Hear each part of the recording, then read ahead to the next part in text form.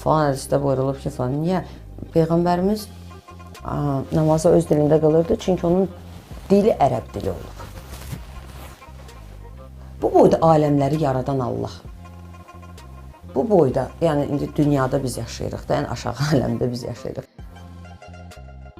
Əminə Əziz, bu xanımın ümumiyyətlə bir çox fikirlərindən, yəni qismən razıyam. Xanımın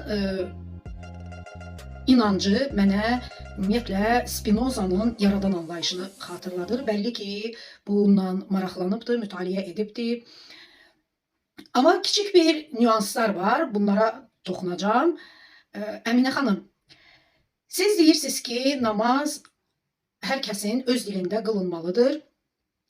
Üzdən baxanda, belə səthi baxanda ağıllı fikir kimi səslənir.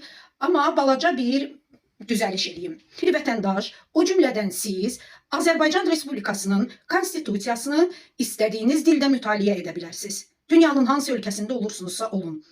Siz orada ölkənin qanunlarının, qadağalarının nələrdən ibarət olduğunu öyrənə bilərsiniz. İstədiyiniz dildə.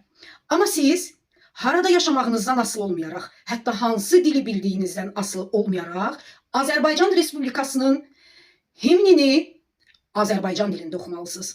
Və bu dəyişilməyən, müzakirə olunmayan bir mütləqiyyətdir. Namaz İslam dininin ritualıdır, himnidir sanki.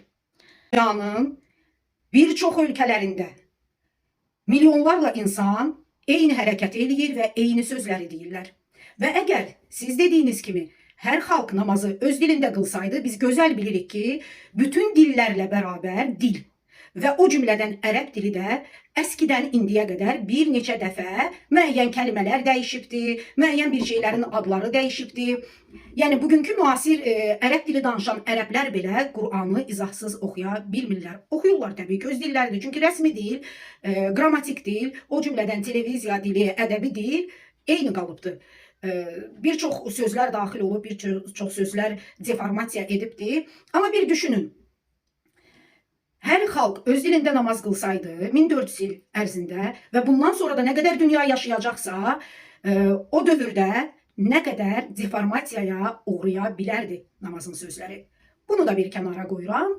Məsələ gəlir Qurban bayramına. Siz deyirsiniz ki, Allah qanla qidalanmır və Qur'anda Qurban bayramı deyə bir şey yoxdur. Mən belə başa düşürəm ki, bir kontentinizdə də rastıma çıxdı. Siz vegetariansınız, mən həqiqətən sizi anlayıram buna görə. Amma bir ət yeyən bir adamın bu sözü deməyini anlamıram. Amma gəlin bir bayramları təqvimimizdən çıxardaq. O cümlədən Ramazan bayramını